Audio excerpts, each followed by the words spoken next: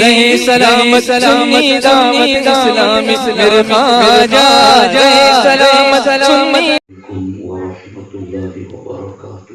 وعلیکم السلام ورحمۃ اللہ وبرکاتہ۔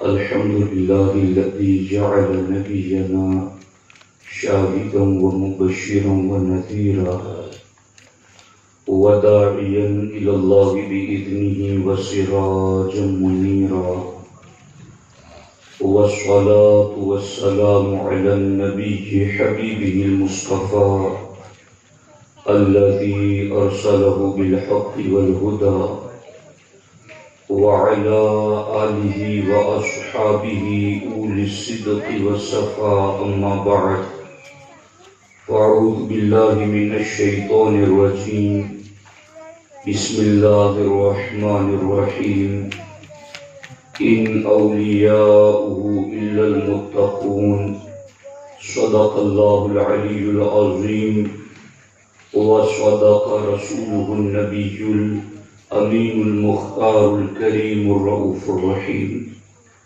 انتہائی احترام و عقیدت کے ساتھ حضور سید المرسلین خاتم الانبیاء شفیع المذنبین رحمت للعالمین صلی اللہ تعالی علیہ وآلہ واصحابہ وبارک وسلم کی بارگاہ میں اپنی غلامی کا ثبوت دیں، اور جس طریقے سے میں پڑھا ہوں میرے ساتھ مل کر با ادب با آواز بلند نذرانِ محبت پیش کریں۔ الصلاة والسلام علیک یا رسول اللہ، الصلاة والسلام علیک یا رسول اللہ، الصلاة والسلام علیک یا حبیب اللہ، الصلاة والسلام علیک یا نبی اللہ، السلام علیک یا نبی اللہ، وعلى آلک واصحابک یا نور اللہ، وعلى آلک واصحابک یا نور اللہ، صلی اللہ تعالی علیہ وسلم۔ صلی اللہ تعالی علیہ وسلم۔ ملک سخن کی شادی تم کو رضا مسلم، ملک سخن کی شاہی تم کو رضا مسلم، جس سمت آ گئے ہو سکے بٹھا دیے ہیں۔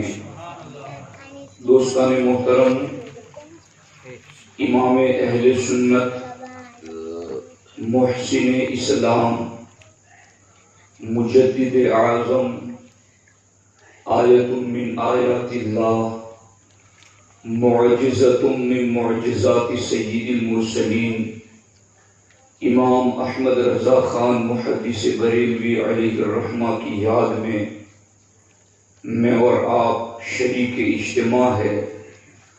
اللہ کریم ہماری حاضری اپنے دربار میں قبول فرمائے، آمین۔ دوستان محترم،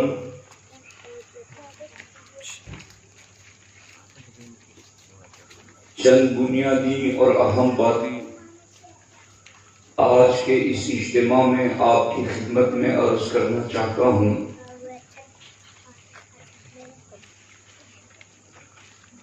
ایمان اور اسلام قبول کرنے کے بعد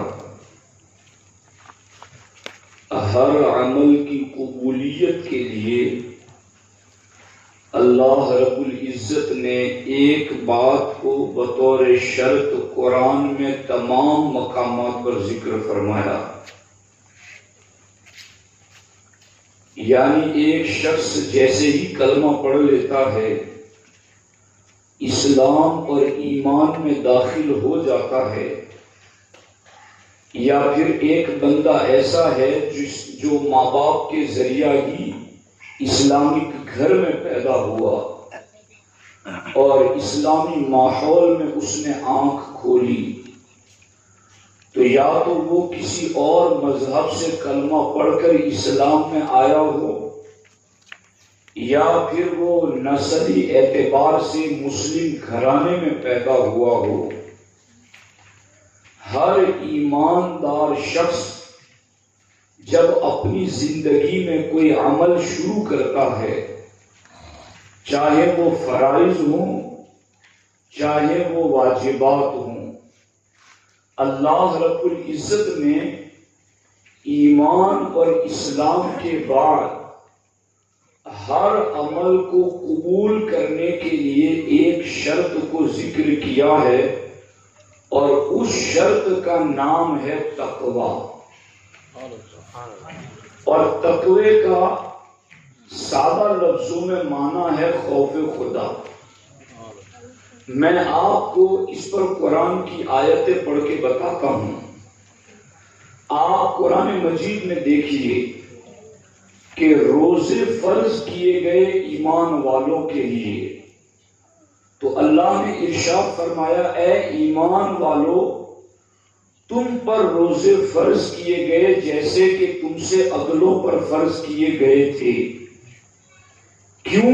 لعلکم تتقون، تاکہ تمہیں تقوی مل جائے۔ اسی طریقے سے ہجرت کے بعد اللہ کے رسول علیہ السلام نے سب سے پہلے جس مسجد کی بنیاد رکھی وہ مسجد قباء ہے، اور اللہ نے اس مسجد کا ذکر جب قرآن میں کیا تو کن لفظوں سے؟ لَمَسْجِدٌ أُسِّسَ عَلَى التَّقْوَى من اول یوم احق ان تقوم فیہ۔ میرے محبوب، جس مسجد میں آپ کھڑے ہو جائیں اور جس مسجد کی یہ شان ہو کہ اس مسجد میں آپ قیام اور عبادت کریں، وہ مسجد ہے کہ جس کی بنیاد تقوی پر رکھی گئی۔ تو نماز کے لیے مومن پہنچتا ہے تو مسجد جاتا ہے، اور مسجد کا ذکر اللہ نے کیا تو کہا کہ جس مسجد کی بنیاد تقوی پر رکھی گئی، محبوب آپ اس مسجد میں عبادت کریں۔ اسی طریقے سے مومن عمل کرتا ہے، نیک کام کرتا ہے، تو اللہ فرماتا ہے انما یتقبل اللہ من المتقین، کہ اللہ تو متقی لوگوں ہی کا عمل قبول فرماتا ہے، یعنی جو تقوی والے ہیں انہی کا عمل اللہ قبول فرماتا ہے۔ اور اللہ نے قرآن میں فرمایا ان اللہ یحب المتقین، بے شک اللہ تقوی والوں سے پیار فرماتا ہے۔ سبحان اللہ، سبحان اللہ۔ اور اللہ قرآن میں فرماتا ان اللہ مع المتقین، اللہ تقوی والوں کی مدد فرماتا ہے۔ سبحان اللہ، سبحان اللہ۔ تو آپ پورا قرآن پڑھ جائیے، ایسی تقریباً 30 آیتیں اس وقت میرے ذہن و دماغ میں ہیں۔ اللہ نے پورے قرآن میں ایمان اور عمل قبول کرنے کے بعد، ایمان اور اسلام قبول کرنے کے بعد، عمل قبول کرنے کے لیے کہ اب مسلمان ہو چکا ہے بندہ، اب مومن ہو چکا ہے، اب اس کا عمل کیسے قبول ہوگا؟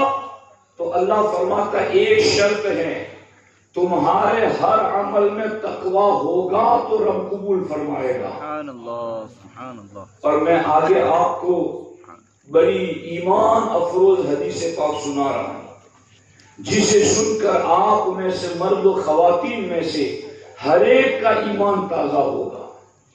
حضرت سیدنا معاذ ابن جبل رضی اللہ تعالی عنہ جب ہمارے نبی علیہ السلام نے اپنی حیات ظاہری کے آخری سال میں حضرت معاذ کو یمن کا قاضی بنایا، اور اللہ کے رسول علیہ السلام حضرت معاذ کو یمن بھیجنے کے لیے خود باہر تشریف لائے، انہیں سواری پر سوار کیا، اور جب حضرت معاذ جانے لگے تو اللہ کے رسول علیہ السلام نے فرمایا معاذ، یہ میری اور تمہاری آخری ملاقات ہے، اللہ تلقانی بعد عامی ھذا، اے معاذ اس سال کے بعد اب تیری مجھ سے ملاقات نہ ہو سکے گی، اب جب تم واپس آؤ گے تو تم میرے مزار کے پاس آؤ گے.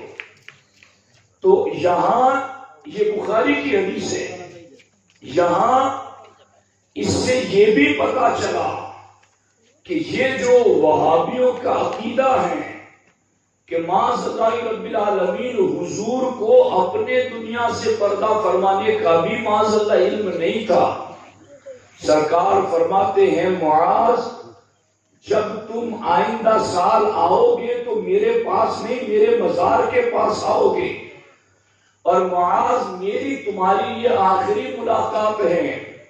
حضور یہ بتا کر اعلان کر رکھے گئے کہ مجھے اپنا تو اپنا اپنے ہر غلام کی زندگی کا بھی علم ہے، اپنے ہر غلام کا پتہ ہے کہ کون میرے پاس کب آئے گا.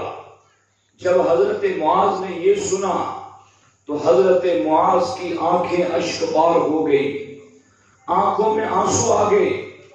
یا رسول اللہ صلی اللہ علیہ وسلم جب آپ کی رخصتی کا وقت آ ہی گیا ہے تو مجھے آپ یمن کیوں بھیج رہے ہیں؟ مجھے آپ اپنے قدموں ہی میں رہنے کا موقع دیں تاکہ جتنا وقت بچا گئے میں آپ کی شرف صحبت سے مشرف ہوتا رہوں اور مجھے آپ کے قرب کا فیض ملتا رہے. آقا میری درخواست یہ ہے کہ آپ مجھے اپنے آپ سے دور نہ کریں. جب حضرت معاذ نے یہ درخواست کی کہ حضور مجھے اپنے آپ سے دور نہ کریں تو ہمارے آقا علیہ السلام نے ایک جملہ ارشاد فرمایا جو قیامت تک کے عاشقوں کے لیے دلوں کا سکون بن گیا، قیامت تک کے ایمان والوں کے لیے حضور علیہ السلام کا ایک تحفہ اور انعام بن گیا. ہمارے آقا علیہ السلام نے ارشاد فرمایا معاذ تم یہ سمجھتے ہو کہ تم یمن جاؤ گے تو میں تم سے دور رہوں گا یا تم مجھ سے دور رہو گے؟ اے معاذ ان اول الناس بی المتقون من کانوا حیث کانوا. اے معاذ میری امت میں جو بھی متقی ہوگا، میری امت میں جو بھی صاحب تقوی ہوگا، من کانو وہ کوئی بھی ہو، کسی بھی نسل سے تعلق رکھتا ہو، کسی بھی برادری سے تعلق رکھتا ہو، کسی بھی ذات سے تعلق رکھتا ہو، کسی بھی رنگ و نسل سے تعلق رکھتا ہو، من کانو وہ جو کوئی ہو، وہ حیث کانو اور جہاں کہیں ہو، صرف یمن نہیں وہ ہند میں بیٹھا ہوا ہی کیوں نہ ہو، وہ کسی اور علاقے میں بیٹھا ہوا ہی کیوں نہ ہو. اے معاذ تم یہ سمجھ رہے ہو کہ تم مجھ سے دور رہو گے یا میں تم سے دور رہوں گا؟ اے معاذ سن لو ان اول الناس بی المتقون من کانوا حیث کانوا کہ میری امت میں جو بھی متقی ہوگا وہ جو بھی ہو اور جہاں کہیں ہو میں اس کے قریب رہتا ہوں. ان اول الناس لوگوں میں سب سے زیادہ میرے قریب وہ بندہ ہے المتقون جو متقی ہیں. اس سے کیا پتا چلا کہ متقی بندے کو اللہ فرماتا ہے ان اللہ مع المتقین کہ اللہ متقیوں کے ساتھ ہے. ادھر اللہ فرماتا ہے میں متقیوں کے ساتھ ہوں اور ادھر سرکار فرماتے ہیں میں بھی متقی کے ساتھ ہوں. تو جس بندے کے دل میں تقوی ہے وہ بندہ رب سے بھی قریب ہے اور رب کے نبی سے بھی قریب ہے. اور یہی تقوی ہر عمل کی قبولیت کی جان ہے. جب اتنی بات آپ سمجھ چکے تو اب آؤ بریلی کے تاجدار کا تقوی سنتے ہیں. اب آؤ امام احمد رضا کا خوف خدا سنتے ہیں اور پھر اس ضمن و ذہن میں سمجھیں گے کہ جب سرکار کہہ چکے کہ میری امت میں کوئی بھی ہو کہیں بھی ہو اگر متقی ہے تو وہ میرے قریب ہیں، تو اس تقوی کی جہت سے بھی ہند کی دھرتی پر جسے نبی کا قرب ملا، اس قرب پانے والوں میں بھی احمد رضا کا ایک منفرد مقام ہے۔ آپ دیکھیے اس چیز کو، سرکار اعلیٰ حضرت کی عمر ابھی 6 سال کی ہے، 6 سال کا بچپن کی عمر کا معاملہ ہے، اور آپ نے اپنی زندگی کا سب سے پہلا روزہ رکھا ہے۔ یہ روزہ رکھا اور سخت گرمی کا موسم، بچپنا، گرمی کا موسم، 6 سال کی عمر ہے۔ دوپہر ہوتے ہوتے امام احمد رضا کے چہرے پر کمزوری کے آثار نظر آنے لگے، تو آپ کے والد محترم امام المتکلمین علامہ نقی علی خان علیہ الرحمہ دوپہر کے وقت امام احمد رضا کو ایک کمرے میں لے گئے، اور وہاں پیالیوں میں فرنی جمع کر رکھی تھی۔ اعلیٰ حضرت کو فرنی کے سامنے رکھ بٹھا کر کے آپ کے والد محترم نے کہا، بیٹا یہ تم کھا لو۔ تو اصل میں بچہ جب تک نابالغ ہو اسے پریکٹس دلانے کے لیے یوں روزہ رکھوایا جاتا ہے، اور وہ چونکہ اس وقت تک فرض احکام کے مکلف نہیں ہوتے ہیں، اس لیے انہیں یوں کھلا دینے میں بھی بندہ گنہگار نہیں ہوتا ہے، بلکہ نیت خیر سے پریکٹس دلانے کے لیے یوں نابالغی کی عمر میں رکھوایا جائے تو رکھوانے والا بھی اجر و ثواب کا حقدار بنے گا۔ اعلیٰ حضرت کے والد محترم امام نقی علی خان آپ کو لے کر کے بند کمرے میں گئے، فرنی سامنے رکھی، کہا بیٹے آپ یہ تناول کر لیں۔ اعلیٰ حضرت نے فرمایا 6 سال کی عمر میں ابا حضور میں نے تو روزہ رکھا ہے، میں نہیں کھا سکتا۔ تو آپ کے والد محترم نے کہا بیٹا بچوں کا روزہ ایسا ہی ہوتا ہے، وہ دوپہر ہوتے ہوتے روزہ کھول لیتے ہیں، افطار کر لیتے ہیں۔ تو آپ نے کہا نہیں میں روزہ نہیں توڑوں گا، حتیٰ کہ آپ کے والد محترم کھڑے ہوئے اور جو دروازہ کھلا ہوا تھا اس کو بند کر دیا، اور دروازہ بند کر کے کہا کہ بیٹے دیکھو اب میں نے دروازہ بھی بند کر دیا ہے، اب کوئی دیکھنے والا بھی نہیں ہے، تم کھا لو۔ اعلیٰ حضرت نے فرمایا ابا حضور یقیناً کوئی تیسرا انسان تو نہیں دیکھ رہا ہے، مگر جس رب کی رضا کے لیے روزہ رکھا ہے وہ رب تو دیکھ رہا ہے۔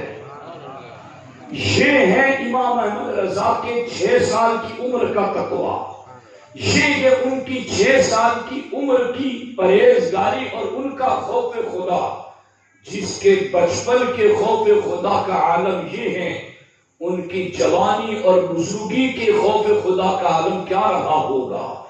اب دیکھو یہ تو ایک بچپن کی 6 سال کی عمر کا واقعہ ہے، اب میں آپ کو ان کی زندگی کے 64ویں سال کا واقعہ سنا رہا ہوں۔ یعنی ہجری سن 1340 میں آپ کا وصال ہوا، اور ہجری سن 1349 کا واقعہ سنا رہا ہوں۔ یعنی اعلیٰ حضرت کی زندگی کا آخری رمضان، اور اس آخری رمضان میں پھر بریلی شریف میں شدت کی گرمی کا موسم، سخت تمازت، تیز دھوپ اور گرمی کا ماحول، ایسے وقت میں ماہ رمضان جلوہ گر ہوا۔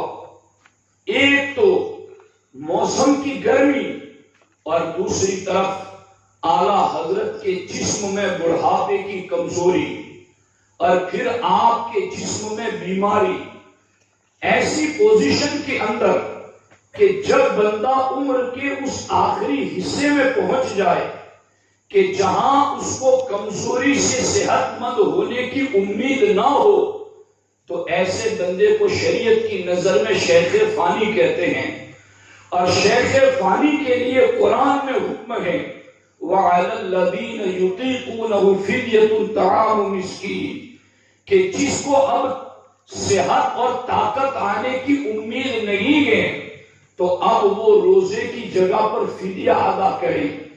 تو یوں اعلیٰ حضرت کی عمر کا آخری رمضان جسم کی کمزوری دیکھے تو شیخ فانی کے اعتبار سے بھی روزہ چھوڑ کر فدیہ دینے کی اجازت ہے. اور دوسری طرف بیماری ہو تو قرآن میں ہے نا کہ فمن کان منکم مریضا او علی سفر فعدۃ من ایام اخر، کہ جو بیماری کے عالم میں ہو وہ بھی روزہ چھوڑ سکتا ہے، باقی دنوں میں اس کی قضا کر لیں.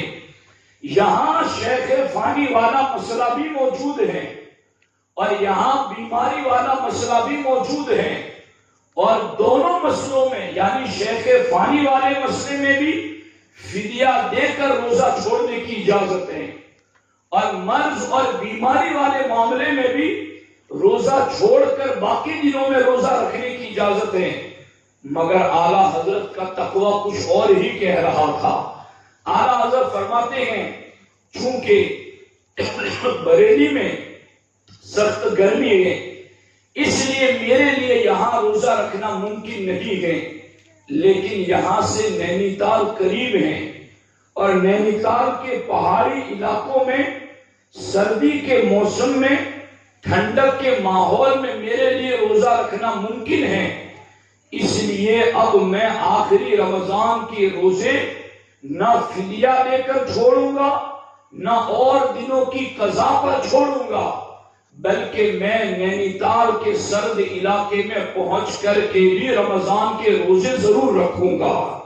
اور پھر آپ وہاں گئے اور آپ نے پورے رمضان کے مکمل روزے رکھے. تو آپ اندازہ لگائیں، ایک تو ان کا روزہ رکھنے کا 6 سال کی عمر کا معاملہ، اور دوسرا آپ کی 64 سال یعنی آخری رمضان زندگی کا جو تھا اس میں روزہ رکھنے کا معاملہ. یہ دونوں آپ کی سیرت کی روایتیں ہمیں بتاتی ہیں کہ احمد رضا صرف علم ہی کا بادشاہ نہیں تھا، وہ عمل کا بھی اپنے دور کا بادشاہ ہے، وہ تقوی اور خوف خدا کا بھی قلندر ہے، وہ عملیات کے بارے میں بھی شریعت اور طریقت کا مجمع البحرین ہے. یہ ہے وہ امام احمد رضا کہ جن کے 6 سال کے خوف خدا اور 65-64 سال کی عمر کا خوف خدا جب اتنا زیادہ ہے تو اب حضور کا فرمان سنو. سرکار فرماتے معاذ تم نے سمجھ کیسے لیا کہ تم مجھ سے دور رکھو گے، بس تم نے ایک شرط پوری کرنی ہے اور وہ شرط یہ ہے کہ تم نے متقی بننا ہے، باقی میرے قریب رہنا یہ میرے ذمے کی بات ہے، میرا تمہیں اپنے قریب کرنا یہ میرے ذمے کی بات ہے. تم متقی بن جاؤ گے تو تم جہاں کہیں بھی ہو میرے قریب ہی رہو گے.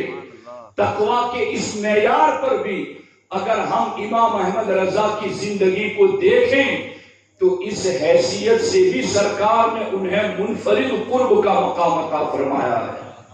اس سلسلے کے اندر مزید چند باتیں میں آپ کی خدمت میں عرض کرنا چاہتا ہوں. آپ نماز کے بارے میں سرکار اعلیٰ حضرت کی زندگی دیکھ لیں.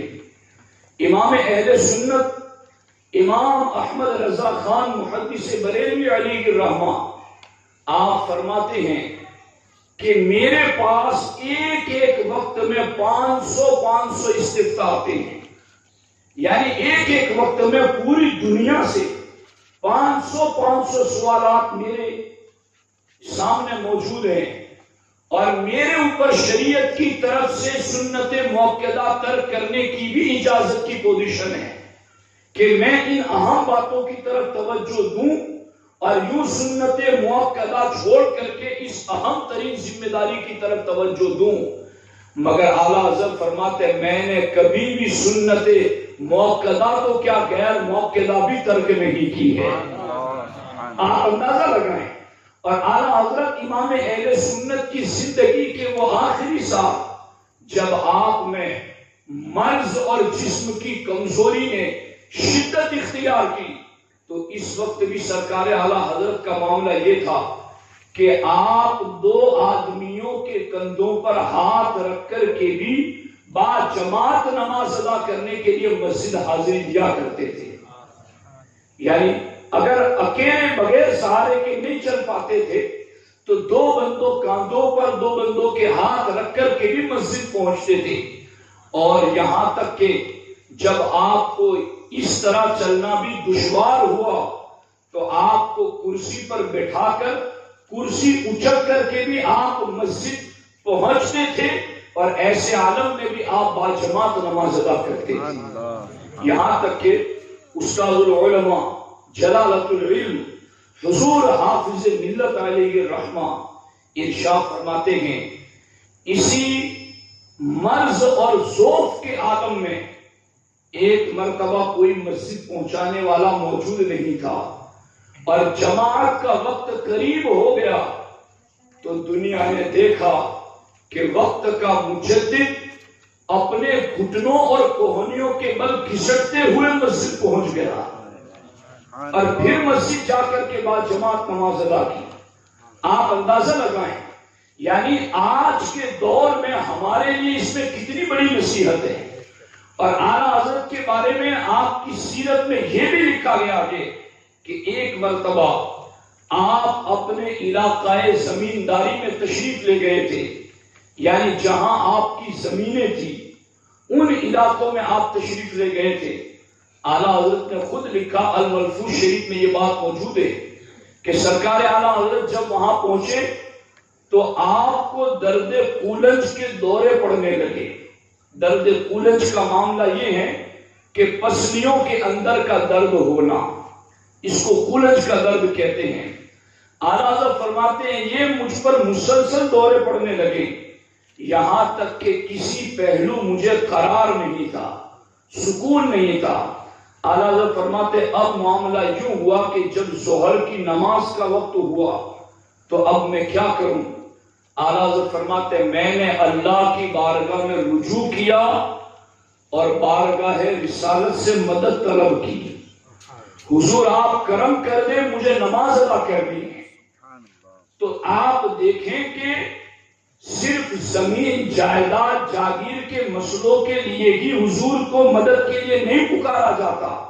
نماز میں طاقت مل جائے اس لیے بھی نبی کو پکارا جاتا ہے. اعلیٰ حضرت نے پکارا اور اعلیٰ حضرت فرماتے میں نے کسی بھی طرح تیار ہو کر وضو کیا اور وضو کرنے کے بعد ظہر کی سنت ادا کرنے کے لیے جیسے ہی میں نے رکعت باندھی درد فوراً ختم ہو گیا. درد فوراً ختم. اعلیٰ حضرت فرماتے سنتوں سے جیسے ہی سلام پھیرا پھر درد شروع. اعلیٰ حضرت فرماتے پھر میں نے کھڑے ہو کے فرضوں کی سنت نیت باندھ لی اور جب ظہر کی فرضوں کی نیت باندھی درد فوراً ختم. پھر سلام پھیرا تو درد شروع. اعلیٰ حضرت فرماتے پھر میں نے بعد والی سنتوں کی نیت باندھی درد موقوف. پھر سلام پھیرا تو درد شروع. اعلیٰ حضرت فرماتے پھر میں نے کہا اب تو ہوتا رہے. درد کو کہنے لگے درد کو کر دو دوا تم پہ کروڑوں درود. یہ ہے احمد رضا. آپ کہتے ہیں میں سنتیں بعدیہ سے فارغ ہوا اور درد شروع ہوا تو میں نے کہا اب ہوتا رہے اب عصر تک ہوتا رہے. اعلیٰ فرماتے میں بستر پر لیٹا رہا اور کسی پہلو مجھے قرار نہیں تھا اتنا درد ہو رہا تھا. اب اس کے اوپر جو تبصرہ ہے نا وہ سننے کے لائق ہے. خیر الازکیہ علامہ محمد احمد مصباحی میرے استاد گرامی اس پر لکھتے ہیں کہ اب اس کو کیا سمجھا جائے. یعنی نماز کے لیے کھڑے ہوں تو درد ختم اور سلام پھیرے تو درد شروع. تو خیر الازکیہ لکھتے ہیں کہ اس میں دو باتوں میں سے ایک بات ضرور ہے. یا تو یوں معاملہ تھا کہ جیسے ہی نماز کے لیے کھڑے ہوتے تو اللہ درد کو اٹھا لیتا تھا، یا پھر اس کو یوں سمجھیے کہ امام احمد رضا نماز میں اتنا مشغول ہوتے تھے کہ انہیں درد کا احساس ہی نہیں رہتا تھا، جس کا اندازہ آپ اس بات سے بھی لگا سکتے ہیں کہ حضرت مولا علی رضی اللہ تعالیٰ عنہ کی ران میں تیر لگا، لوگوں نے نکالنا چاہا تو آپ نے فرمایا کہ ابھی میں نماز پڑھوں گا تو نکال لینا، چونکہ لوگ نکالنا چاہتے تھے، نکل نہیں رہا تھا۔ مولا علی نے فرمایا میں نماز ادا کروں گا تو تم نکال لینا۔ اب مولا علی نماز میں مشغول ہوئے اور نماز سے جیسے ہی فارغ ہوئے تو دیکھا کہ تیر جسم میں نہیں ہے۔ آپ نے کہا تم نے تیر نکال لیا؟ کہا ہاں حضور نکال لیا۔ کہا خدا کی قسم مجھے پتا بھی نہ چلا۔ یہ ہے ان تعبد اللہ کأنک تراہ، یہ ہے الاحسان کا معنی، اور اسی احسان کو صوفیہ تصوف سے تعبیر کرتے ہیں، یعنی تصوف کہو یا احسان کہو، معنی یہی ہے کہ تم رب کی عبادت یوں کرو گویا تم رب کے جلووں کو دیکھ رہے ہو۔ احمد رضا نے نماز یوں ادا کی، آپ فرماتے ہیں کہ یا تو درد ہی اٹھا لیا جاتا نماز کی برکت سے، یا یوں سمجھو کہ وہ نماز میں اتنے مشغول ہو جاتے ہیں کہ انہیں اپنے جسم میں موجود درد کا احساس ہی نہیں ہوتا تھا۔ اب مجھے بتائیں آپ کہ جو اتنے درد اور تکلیف میں بھی نمازیں ادا کرتے ہیں اور نماز چھوڑتے نہیں، مگر آج ہماری بستی میں اہل ایمان مسلمانوں کی کیا پوزیشن ہے؟ نہ انہیں کوئی درد ہے، نہ انہیں کوئی تکلیف ہے، نہ وہ پاؤں سے معذور، نہ ہاتھوں سے معذور، نہ آنکھوں سے معذور۔ ان کے کان پانچوں وقت اذان بھی سنتے ہیں، ان کی آنکھوں میں اللہ نے نور بھی دیا ہے، وہ رستہ دیکھ بھی سکتے ہیں، اللہ نے ان کو پاؤں کی طاقت بھی دی ہے، وہ چل بھی سکتے ہیں، اللہ نے ان کو ہاتھ بھی سلامت دیے ہیں، وہ وضو کر بھی سکتے ہیں، ساری کچھ نعمتیں موجود ہیں، مگر اس کے باوجود نمازوں کو چھوڑ رہے ہیں، اس کے باوجود نمازوں کو ترک کر رہے ہیں۔ میں آپ کو بتاؤں یہاں پر ہمارے آقا علیہ الصلوۃ والسلام نے ارشاد فرمایا من ترک الصلاۃ حتی مضى وقتها عذب فی النار حقوبا۔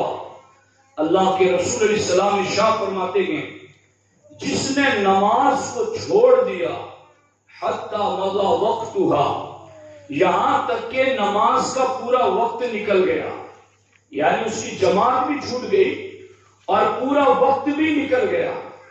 یہ اب محسوس کیجئے آپ کہ جان بوجھ کر بلا عذر شرعی کے اگر کوئی بندہ نماز کو چھوڑ دیتا ہے اور وقت بھی گزر جاتا ہے تو آقا علیہ السلام ارشاد فرماتے اللہ تعالی جہنم میں اس کو ایک حقوب عذاب دے گا۔ یہ ایک حقوب کیا ہے؟ تفسیر روح البیان میں علامہ اسماعیل حقی علیہ الرحمہ فرماتے ایک حقوب 80 سال کا ہوگا،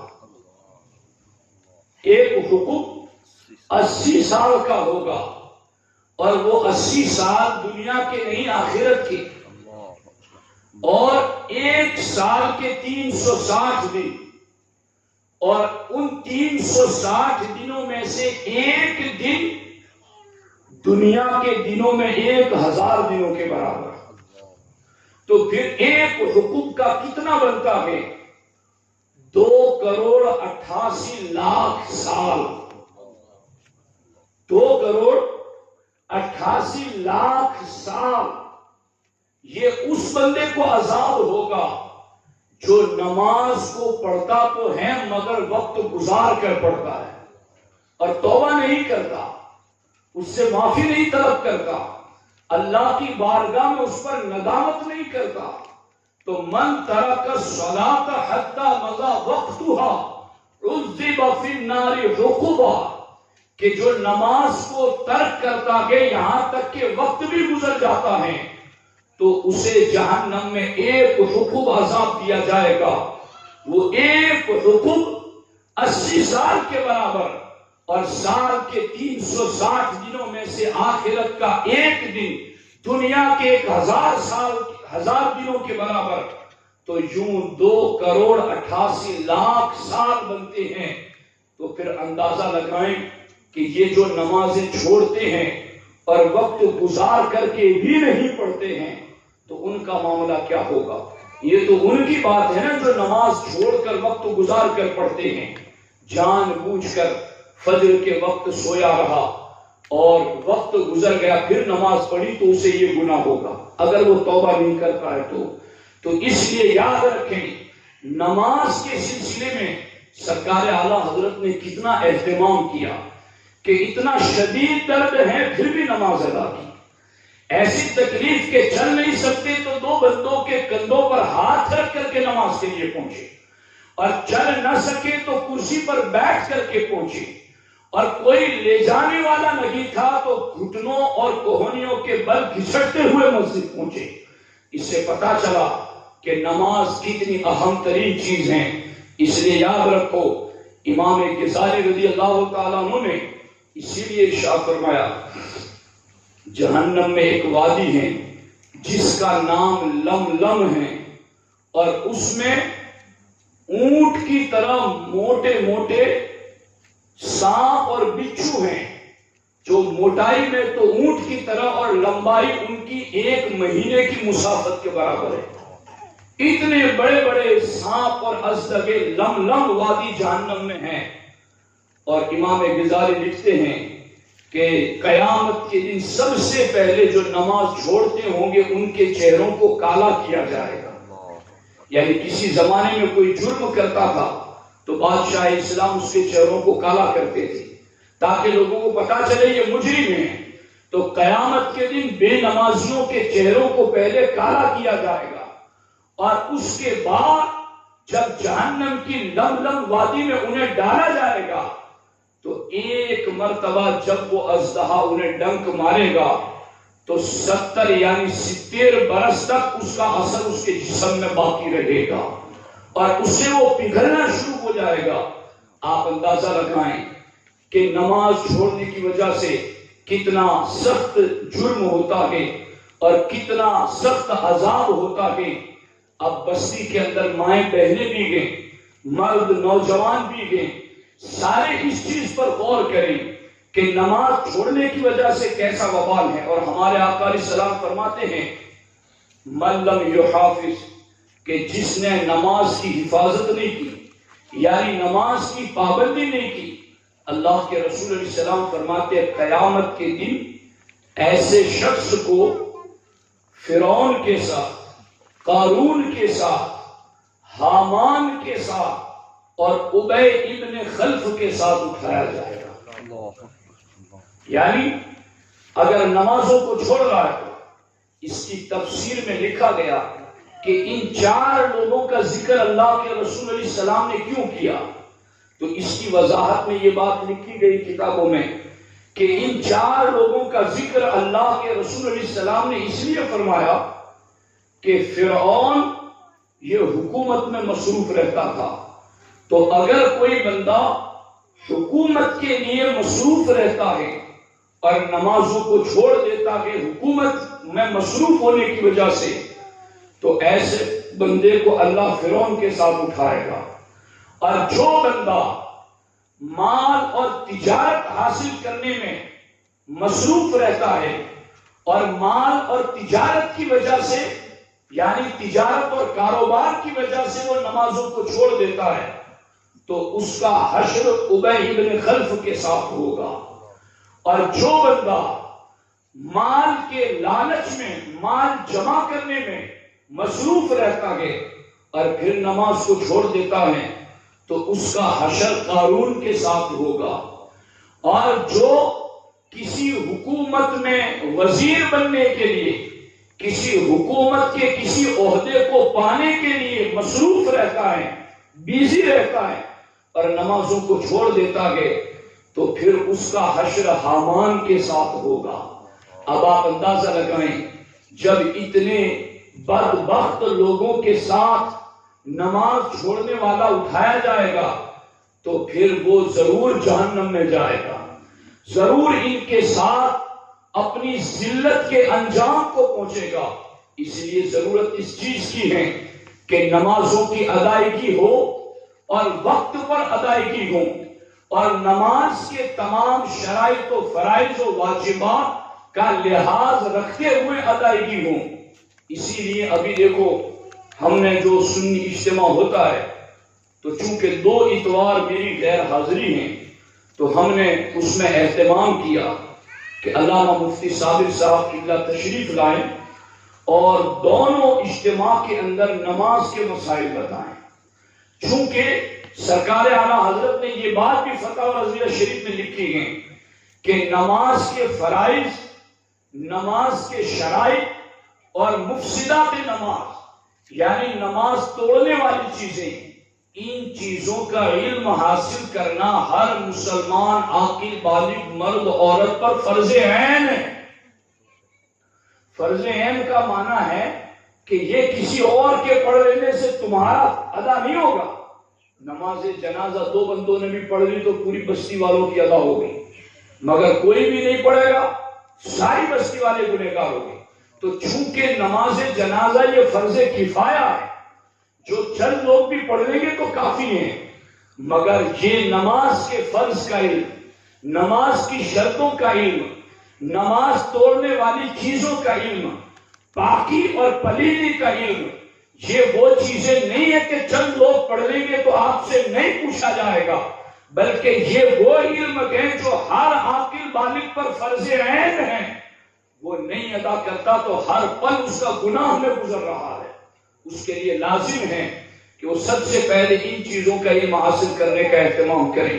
اب دیکھیں اعلیٰ حضرت نے نماز کو کتنا فوکس کیا اور نماز کی اہمیت کے اعتبار سے نماز کی ادائیگی کا کتنا لحاظ رکھا کہ درد ہو یا مرض ہو، تکلیف ہو یا بڑھاپا ہو، اکیلے نہ جا سکے تو کندھوں پر ہاتھ رکھ کر کے، اور یوں بھی نہیں تو کرسی پر بیٹھ کر کے، اور کوئی لے جانے والا نہ ہو تو گھٹنوں کے بل گھسٹ کر کے مسجد پہنچنا، اور کولنج جیسا شدید درد ہو تو اس وقت بھی آپ نے کھڑے ہو کر فرض تو فرض سنتیں بھی ادا کی ہیں۔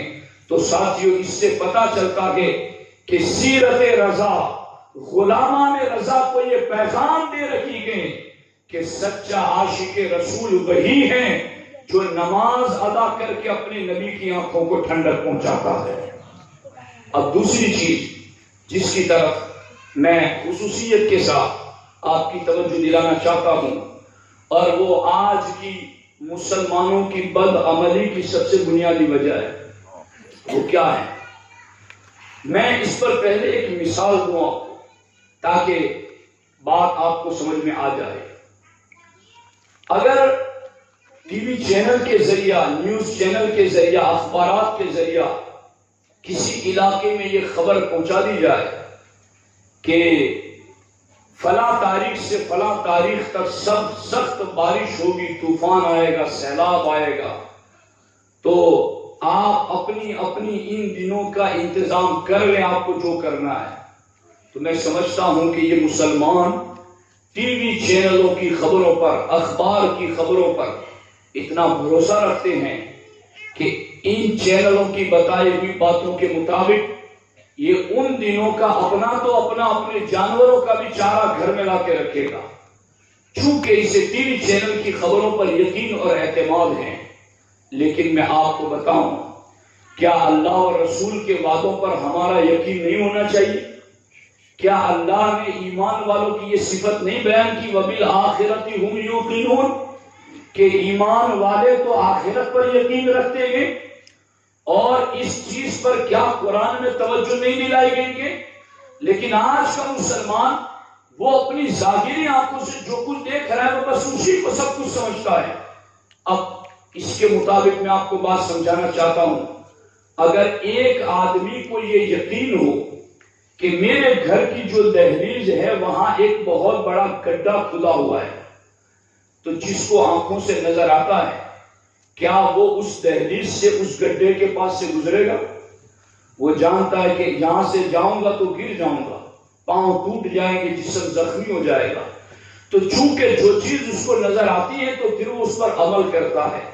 یاد رکھنا، ٹی وی چینل اور اخبار کی خبریں سچ بھی ہو سکتی ہیں اور جھوٹ بھی ہو سکتی ہیں، مگر اللہ رسول کے بتائے ہوئے فرامین کبھی غلط ہو ہی نہیں سکتے ہیں۔ اب معاملہ کیا آتا ہے؟ معاملہ وہاں ڈسٹرب ہوتا ہے جہاں ایک طرف ہماری عقل کچھ کہتی ہے اور ہمارا دین کچھ کہتا ہے۔ ہماری عقل یہ کہتی ہے کہ تو عصر کی نماز کے لیے مسجد میں چلا گیا تو یہ تو گراہکوں کے آنے کا وقت ہے، کسٹمروں کے آنے کا وقت ہے، تو مسجد چلا جائے گا، دکان بند کر دے گا تو تجھے رزق کیسے ملے گا؟ اور دوسری طرف اللہ رسول کا وعدہ ہے جو نماز کے لیے آئے گا ہم اسے رزق کریم عطا کریں گے۔ اب مسلمان کی کیا پوزیشن ہے؟ اللہ ماشاءاللہ بڑی تعداد میں مسلمان ایسے ہیں جو ایسے اہم موڑ پر اپنی عقل کے فیصلے پر عمل کرتے ہیں اور مصطفیٰ جان رحمت کے فیصلے کو معاذ اللہ نظر انداز کر دیتے ہیں۔ ایک طرف دین یہ کہتا ہے یمحق اللہ الربا ویربی الصدقہ کہ اللہ سود کو مٹاتا ہے اور اللہ صدقے کو بڑھاتا ہے۔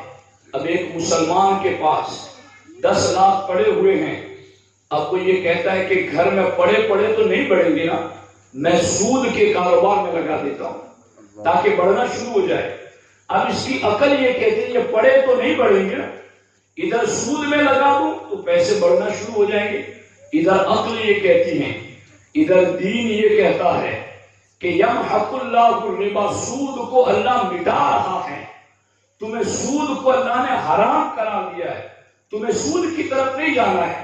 مگر آج کا مسلمان اب وہ چونکہ عقل کہتی ہے کہ ادھر زیادہ بڑھے گا تو وہ اس طرف جاتا ہے اور ایسے موقع پر اللہ رسول کے فرمان کو وہ چھوڑ دیتا ہے۔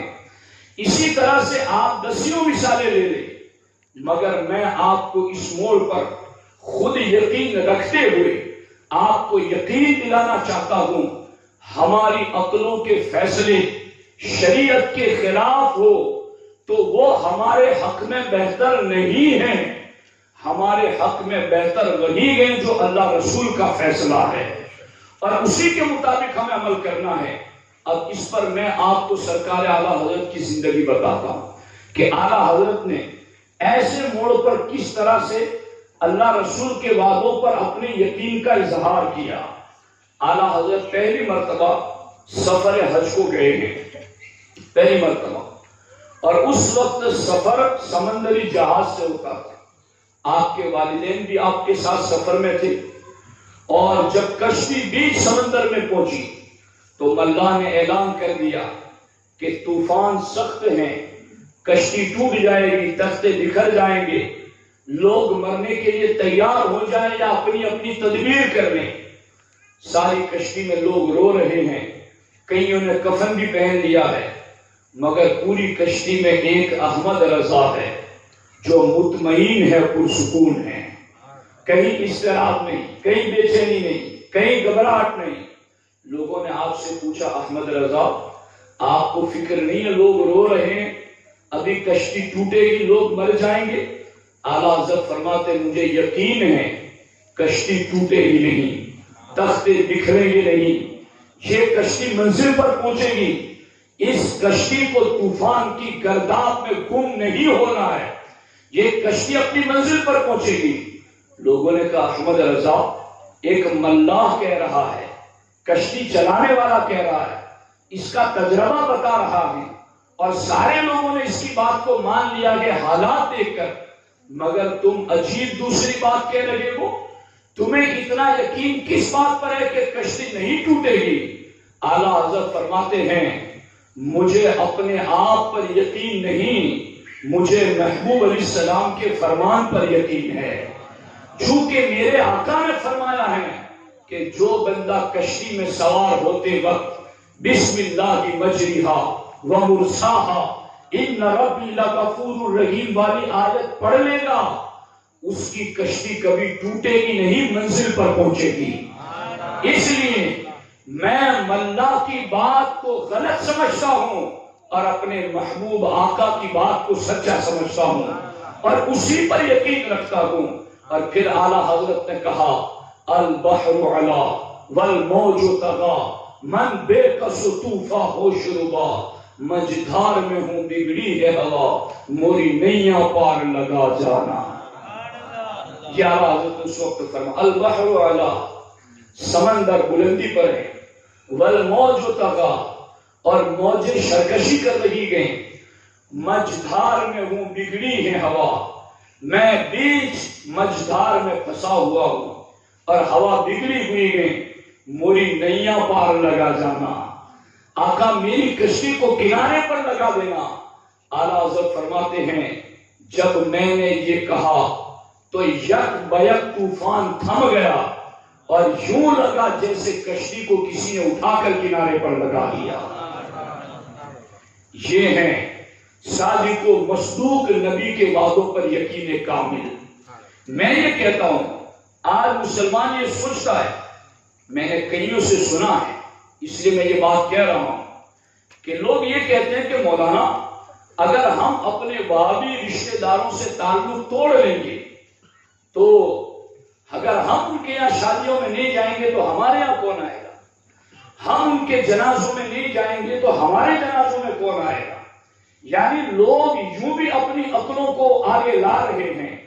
میں یہ کہتا ہوں سیدہ خدیجۃ الکبریٰ ام المومنین رضی اللہ تعالیٰ عنہا کے جب وصال کا وقت آیا تو چونکہ آپ تو ملکہ حرم تھی نا, تاجروں میں سر فہرست تھی نا, عورتیں آئی اور کہا خدیجہ تم نے اپنے باپ دادا کا دین چھوڑ دیا, محمد صلی اللہ علیہ وسلم کا کلمہ پڑھ لیا, مگر اب عورتیں جب تم مر جاؤ گی تو تمہارے جنازے میں نہیں آئیں گی. لوگ کیا کہیں گے کہ ایک ملکہ کا انتقال ہوا اور کوئی عورت جنازے میں نہیں گئی, تو تم کان میں صرف ہمیں کہہ دو کہ میں محمد صلی اللہ علیہ وسلم کے دین سے راضی نہیں ہوں, تو ہم ساری عورتیں تیرے جنازے میں آ جائیں گی. دیکھو وہ جو آج بندہ سوچ رہا ہے نا وہ باتیں. سیدہ خدیجہ نے کہا پوری دنیا بھی اگر میرے جنازے میں شریک نہ ہو تو مجھے کوئی فکر نہیں, میرے لیے صرف محمد کا سہارا کافی ہے. تو آپ اندازہ لگائیں اس چیز پر. اعلیٰ حضرت نے اپنی تاریخ ولادت قرآن کی جس آیت سے مستخرج کی ہیں آپ اس آیت پر غور کیجیے. لا تجد قوما یؤمنون باللہ والیوم الآخر. اس پوری آیت کا ترجمہ یہ ہے کہ اگر اللہ کے رسول کا کوئی دشمن ہے تو تمہارا باپ ہے تو بھی چھوڑ دو, تمہارا بھائی ہے تو بھی چھوڑ دو, تمہارا بیٹا ہے تو بھی چھوڑ دو, تمہارا کنبہ قبیلہ ہے تو بھی چھوڑ دو. اب یہاں یہ بات جب چھوڑنے کی بات آتی ہے نا تو عقل کہتی ہے مولانا تمہارے کہے کے مطابق اور قرآن کے مطابق ہم چھوڑ دیں گے تو آڑے ہاتھوں ہمارے کام کون آئے گا, آڑے دن مصیبت میں ہمارا سہارا کون بنے گا. تو اب ادھر عقل یہ کہتی ہے کہ چلو رسول اللہ کے لیے یہ سارے رشتے چھوڑ دیں گے تو برے وقت میں ساتھ تو رشتے داری آتے ہیں, اور رشتے داری چھوڑ دیں گے اللہ رسول کے لیے تو کام کون آئے گا. تو اللہ نے قرآن میں کہا وَأَيَّدَهُمْ بِرُوحٍ مِّنْهُ, جو ہماری رضا کے لیے ہمارے دشمنوں سے رشتہ توڑ دیں گے ہم جبریل کے ذریعے اس کی مدد کریں گے, جبریل کو بھیجیں گے اس کی مدد کے لیے. اور میں یہ سمجھتا ہوں خدا کی قسم میں بہت گنہگار بندہ ہوں اور میں ان آیتوں کو عملی طور پر اپنی آنکھوں سے دیکھ رہا ہوں کہ جن بندوں نے ان آیتوں پر عمل کیا وہ ویرانے میں بھی اکیلے رہے تو رب نے ان کی مدد فرمائی ہے, ان کی حفاظت فرمائی ہے. کوئی آپ کا بگاڑ نہ سکے گا اور کوئی آپ کو نقصان نہ پہنچا سکے گا. جس رب نے دنیا بنائی ہے اپنے محبوب کے لیے, اس محبوب کے نام پر اگر ہم کسی کو چھوڑیں گے, ایک چھوڑیں گے رب ہزاروں کو مددگار پیدا فرما دے گا. تو ایک طرف ہماری عقل یہ کہتی ہے کہ نہیں ہم چھوڑیں گے تو ہمیں نقصان ہوگا, اور دوسری طرف قرآن یہ کہتا ہے. تو اب ہم کدھر جاتے ہیں, ہم عقل کی طرف چلے جاتے ہیں. ایسا نہیں ہونا چاہیے, ہمیں اللہ رسول کے وعدوں پر یقین ہونا چاہیے. اعلیٰ حضرت کو کیسا یقین تھا کہ میں نے کشتی میں بیٹھ کر دعا پڑھ لی ہے, تم کچھ بھی سمجھتے رہو کشتی ٹوٹ جائے گی, میرا یقین ہے کشتی نہیں ٹوٹے گی. تو آج سنیوں ہمارا ایمان مضبوط ہونا چاہیے اس جہت سے، تاکہ ہمیں ایمان کی لذت اور مٹھاس مل سکے۔ اس سلسلے میں مزید ایک دو روایتیں اور بھی پیش کر کے گفتگو کے اختتام کی طرف لاتا ہوں، حالانکہ مجھے بولنے میں بھی کافی دشواری ہو رہی ہے، مگر ہم غلامان رضا ہے اور یہ جشن رضا ہے۔ تھوڑی تکلیف میں اٹھاؤں گا، تھوڑی تم اٹھا لو، قیامت کے دن رضا کے قدموں میں جگہ مل جائے گی۔ یاد کرو اس چیز کو کہ یہ اللہ رسول کے وعدوں پر ایمان مضبوط۔ اعلیٰ حضرت بریلی شریف میں طاعون کا یعنی پلیگ کا مرض پھیلا ہوا تھا۔ اعلیٰ حضرت فرماتے مجھے کانوں کے نیچے، بغل کے نیچے گلٹیاں نکلی ہوئی تھی، یعنی یہ گلٹیاں طاعون کی بیماری کی علامت سمجھی جاتی تھی۔ ڈاکٹر آیا تو ڈاکٹر نے اعلیٰ حضرت کو چیک کر کے کہا یہ تو وہی ہے، یہ تو وہی ہے، یعنی طاعون ہے۔ اعلیٰ حضرت فرماتے ہیں نہ میں بول سکتا تھا نہ میں لکھ سکتا تھا، اتنا تکلیف میں تھا، مرض میں تھا، اور ڈاکٹر یہ کہہ رہا تھا کہ یہ تو طاعون کی بیماری ہے۔ اعلیٰ حضرت فرماتے ہیں میں بول سکتا ہوتا تو بول کے کہتا، لکھ سکتا ہوتا تو لکھ کے کہتا، مگر میں اس وقت نہ بول سکتا تھا نہ لکھ سکتا تھا، تو میں نے دل سے کہا کہ یہ ڈاکٹر جو کہہ رہا ہے کہ طاعون کی بیماری ہے، مجھے طاعون کی بیماری ہرگز نہیں ہو سکتی۔ اعلیٰ حضرت فرماتے ہیں کیونکہ ہمارے محبوب علیہ السلام نے فرمایا ہے کہ جو کسی بیماری میں مبتلا شخص کو دیکھ کر الحمدللہ الذی عافانی مما ابتلاک بہ وفضلنی علی کثیر ممن خلق تفضیلا والی دعا پڑھ لے گا تو اللہ اس بیماری سے دعا پڑھنے والے کو محفوظ فرما دے گا۔ اعلیٰ حضرت فرماتے چونکہ ایک طاعون والے کو دیکھ کر میں نے یہ دعا پڑھ لی تھی، اس لیے میرا یقین تھا مجھے کوئی اور بیماری تو ممکن ہے ہو سکتی ہے مگر طاعون کی بیماری نہیں ہو سکتی۔ اعلیٰ حضرت فرماتے میں نے دل ہی دل میں کہا اللہم صدق الحبیب وکذب الطبیب، اے اللہ ڈاکٹر کو جھوٹا ثابت کر دے اور اپنے محبوب کے فرمان کو سچا ثابت کر دے۔ اعلیٰ حضرت فرماتے میں نے دل سے یہ دعا کی، ابھی میں کہہ ہی رہا تھا دل سے کہ کسی نے کان میں غیب سے کہا کہ مسواک اور کالی مرچ، تو میں نے مسواک اور کالی مرچ لے کر دانتوں پر رکھی، ایک خون کی ہلکی سی الٹی ہوئی اور سارا مرض فوراً ختم ہو گیا۔ میں نے پھر کہا جاؤ ڈاکٹر کو کہہ دو کہ وہ جسے تم طاعون سمجھ رہے تھے وہ رخصت ہو گیا۔ تو یہ یعنی اب یہ قاری صاحب اس کو یوں سمجھا جا سکتا ہے کہ جیسے کورونا کی بیماری پھیلی ہوئی تھی، اب کسی کو کھانسی بھی ہو گئی تو سارے گھر میں بھی لوگ سمجھتے ہیں اسے کورونا ہو گیا۔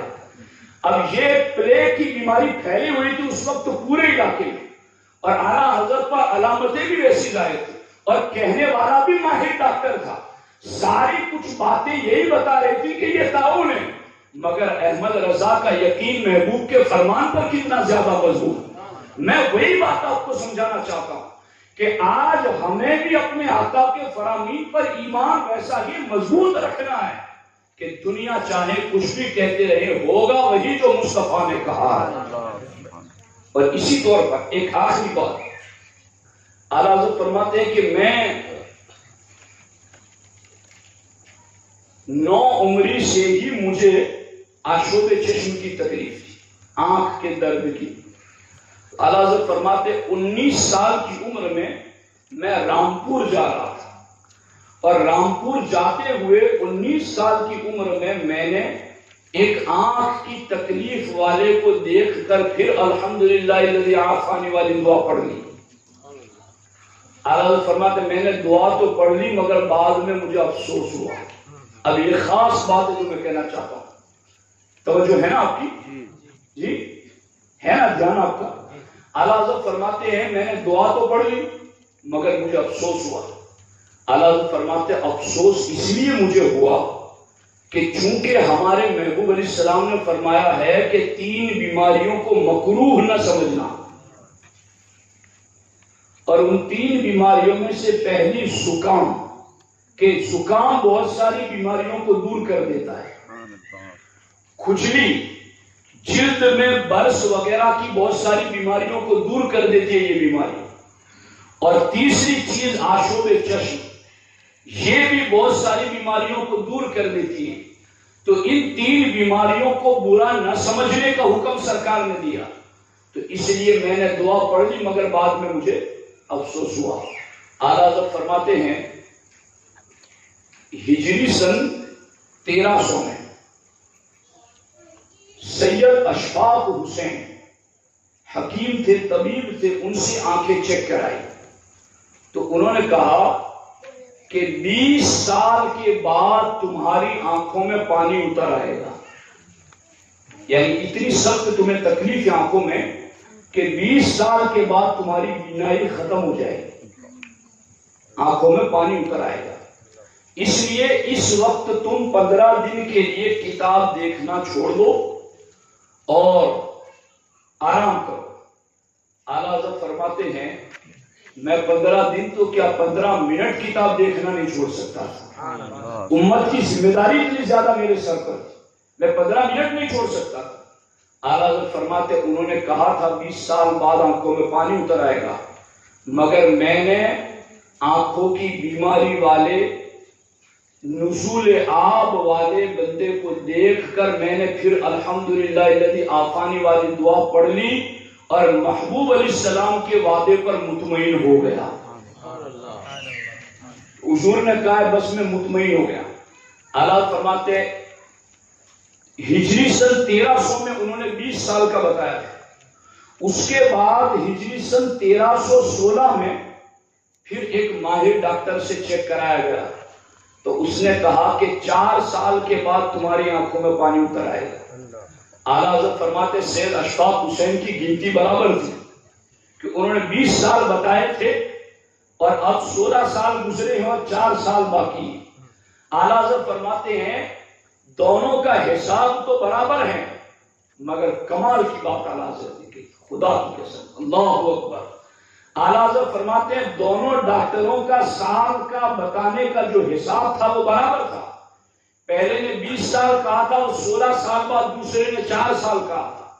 تو ان کی گنتی برابر تھی مگر اعلیٰ حضرت فرماتے ہیں مجھے اپنے محبوب کے فرمان پر ایسا یقین نہیں تھا کہ جو ڈاکٹروں کے کہنے سے متزلزل ہو جائے. مجھے ایسا کچا ایمان نہیں تھا میرا حضور کے فرامین پر کہ کوئی ڈاکٹر کہتا تو میرا ایمان کمزور ہو جاتا. اعلیٰ حضرت فرماتے ہیں مجھے تو اپنے محبوب کے وعدے پر یقین تھا کہ جو اس بیماری والے کو دیکھ کر یہ دعا پڑھ لے گا تو اسے یہ بیماری نہیں لگے گی. اعلیٰ حضرت فرماتے ہیں میں نے تو پڑھ لیا تھا اس بیماری والے کو دیکھ کر وہ دعا تو میرا ایمان مضبوط تھا کہ مجھے وہ بیماری نہیں ہوگی. اعلیٰ حضرت فرماتے ہیں دونوں نے، ایک نے 20 سال بتائے تھے، دوسرے نے 16 سال کے بعد 4 سال بتائے تھے. اعلیٰ فرماتے ہیں 20 سال نہیں آج 30 سال پورے ہونے کو آئے مگر فقیر اسی طرح کتاب دیکھ رہا ہے اور قلم سے لکھ رہا ہے. نعرہ تکبیر، اللہ اکبر، نعرہ رسالت، یا رسول اللہ، امام احمد رضا زندہ باد. دوستان محترم آپ غور کیجیے، میں اپنی مختصر لائف کے اندر، میں اپنی اس چھوٹی سی زندگی کے اندر اللہ اور رسول بہتر جانتے ہیں، میں نے کئی ایسی باتیں اپنی آنکھوں سے اپنی زندگی میں بھی دیکھی ہیں کہ جو ہماری عقل کچھ کہتی تھی اللہ رسول کے وعدے کچھ کہتے تھے. مگر اللہ گواہ ہے اس بات پر کہ ہم نے اپنے نفس کی بات کو چھوڑ کر اللہ رسول کے وعدوں پر یقین کیا اور عمل کیا، نتیجہ وہی ملا جو اللہ و رسول نے بتایا تھا. اس لیے میں آپ کو، مردوں کو، عورتوں کو، نوجوانوں کو، سب کو اللہ رسول کے ان وعدوں پر یقین دلانا چاہتا ہوں. جہاں عقل دین اور شریعت سے ٹکرا جائے عقل کی باتوں کو چھوڑ دو. عقل قربان کن بپیش مصطفیٰ، سرکار کے قدموں میں عقل کو قربان کر دو اور دین مصطفیٰ اور احکام مصطفیٰ علیہ السلام پر عمل کرو. انشاءاللہ دنیا میں بھی بامراد رہو گے، آخرت میں بھی کامیاب رہو گے. اللہ رب العزت کی بارگاہ میں دعا ہے رب ذوالجلال ہم سب کو ان باتوں پر عمل کی توفیق عطا فرمائے۔ ایک بات اور بھی میں آپ کو عرض کر دوں، سن لیجیے اس کو، کہ اعلیٰ حضرت کا عملیات کے میدان میں یعنی پریکٹیکل عمل کے میدان میں اعلیٰ حضرت کا معاملہ ایک اور بڑی انوکھی بات ہے، اور یہ بہت خاص طور پر علماء بھی سنیں یا بعد میں بھی سنیں گے، کہ حدیث ضعیف اگر وہ شریعت کی کسی نص صریح سے نہیں ٹکراتی ہے تو اس پر عمل کیا جائے، اس کو قبول کیا جائے۔ ہمارے علماء کہتے ہیں کہ فضائل اعمال میں حدیث ضعیف معتبر ہے۔ اب حضرت سیدنا امیر ابن الحاج مکی علیہ رحمہ صاحب مدخل بہت بڑے امام گزرے، انہوں نے حدیث پڑھی تھی کہ بدھ کے دن ناخن کاٹنے سے برس کی بیماری ہوتی ہے، سفید داغ کی بیماری ہوتی ہے بدھ کے دن ناخن کاٹنے سے، مگر امیر الحاج ابن الحاج علیہ رحمہ کہتے ہیں مگر وہ حدیث ضعیف تھی تو میں نے ناخن کاٹ کے چلو ضعیف حدیث ہے۔ اب ناخن کاٹے تو ان کو برس کی بیماری ہو گئی، ناخن کاٹے اور برس کی بیماری ہو گئی۔ اعلیٰ حضرت کہتے ہیں جب وہ سوئے تو اللہ کے رسول علیہ السلام خواب میں تشریف لائے اور سرکار نے ارشاد فرمایا کہ تم نے کیوں بدھ کے دن ناخن کاٹے؟ کہا حضور فرمان آپ کا تھا مگر میرے نزدیک صحت کو نہیں پہنچا تھا، یعنی صحیح حدیث نہیں تھی اس لیے میں نے کاٹ لی۔ سرکار نے فرمایا کیا تمہارے لیے یہ بات کافی نہیں کہ میرے نام پاک سے حدیث تم تک پہنچی تھی؟ کہا حضور اب آئندہ ایسا نہیں ہوگا۔ تو اعلیٰ حضرت نے کیا لکھا؟ مبرئ الاکمہ والابرص ومحیی الموتى صلی اللہ علیہ وسلم نے اپنا دست کرم نیند کی حالت میں ان کے جسم پر پھیرا، صبح اٹھے تو مرض ختم ہو گیا۔ امیر ابن الحاج کا حدیث ضعیف کو انہوں نے عمل کے اعتبار سے ترک کیا، مگر اعلیٰ حضرت فرماتے ہیں میں دوسری مرتبہ حج کی ادائیگی کے لیے گیا تو مجھے سخت بخار ہوا، اور پھر وہ بخار محرم کے آخری مہینوں تک رہا، اور محرم کے آخری دنوں میں مجھے صحت ملی، تندرستی ملی، اور ایک دن میں سلطانی حمام میں غسل خانے میں گیا غسل کے لیے، اور اعلیٰ حضرت فرماتے میں غسل کر کے باہر آیا تو میں نے دیکھا کہ بادل حرم پر چھایا ہوا ہے، اور دیکھتے ہی دیکھتے برسنے لگا۔ اعلیٰ حضرت فرماتے ہیں مجھے پابندی تھی کہ برستی بارش میں نہایا تو پھر بخار ہو جائے گا، مگر اعلیٰ حضرت فرماتے اب بادل برسنے لگا وہ بھی کعبہ کی چھت پہ حرم میں، تو مجھے حضور کا فرمان یاد آیا۔ اعلیٰ حضرت فرماتے وہ فرمان ضعیف حدیث تھی، مگر فرمان کیا تھا؟ جو برستی ہوئی بارش میں حرم میں طواف کرے گا وہ رحمت الہی کی بارش میں نہا رہا ہے، وہ اللہ کی رحمت میں تیرتا ہے۔ اعلیٰ حضرت فرماتے مجھے بخار لوٹنے کا اندیشہ تھا اور مجھے کہا گیا تھا کہ بارش میں نہائے تو بخار ہو جائے گا، مگر حضور کا فرمان میرے سامنے آیا تو میں فوراً دوڑ کے گیا، حجر اسود کو چوم کر کے برستی ہوئی بارش میں میں نے 7 چکر طواف کے پورے کر لیے، اور پھر مجھے بخار عود کر گیا، یعنی بخار آ گیا مجھ کو۔ تو سید اسماعیل علی رحمہ نے مجھے کہا کہ احمد رضا ایک ضعیف حدیث پر عمل کرنے کے لیے بے احتیاطی کی، یعنی آدمی کہتا نا یار تم نے اتنی چھوٹی بات کے لیے پرہیزی نہیں پالی، کہتے ہیں نا۔ تو سید اسماعیل علی رحمہ نے مجھے کہا احمد رضا ایک ضعیف حدیث پر عمل کرنے کے لیے بے احتیاطی کی۔ اعلیٰ حضرت کا جواب سنو، اعلیٰ حضرت فرماتے ہیں حدیث ضعیف ہیں مگر بحمد اللہ تعالی امید قوی ہے۔ کیا بات، قربان جاؤں میں اپنے امام کے ان جملوں پر۔ حدیث ضعیف ہیں مگر بحمد اللہ تعالی امید قوی ہے۔